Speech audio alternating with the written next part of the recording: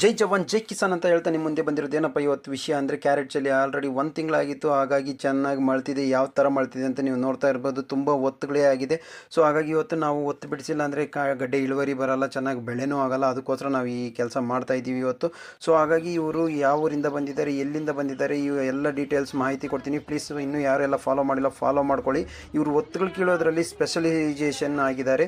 ಎಲ್ಲ ಬೆಳೆಗಳಲ್ಲೂ ಒತ್ತುಗಳು ಕ್ಲೀನಾಗಿ ಕಿತ್ಕೊಡ್ತಾರೆ. ಸೊ ಹಾಗಾಗಿ ನೀವು ಇವ್ರನ್ನ ಸಂಪರ್ಕಿಸಿ. ನಿಮಗೆ ತೋಟದಲ್ಲಿ ಎಲ್ಲರೂ ಮಾಡ್ತಾ ಇರೋದು ನೀವಾ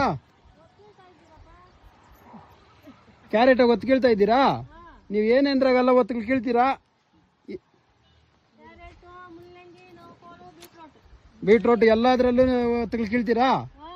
ಎಷ್ಟು ಜನ ಇದ್ದೀರಿ ನೀವು ಗ್ಯಾಂಗ? 10 ಜನ ಇದ್ದೀರಾ. ಎಲ್ಲಾದ್ರೇನು ಫೋನ್ ಮಾಡಿದ್ರೆ ಹೋಗಿ ಕಿತ್ಕೊಟ್ಬಿಟ್ಟು ಬರ್ತೀರಾ ಕ್ಲೀನಾಗಿ?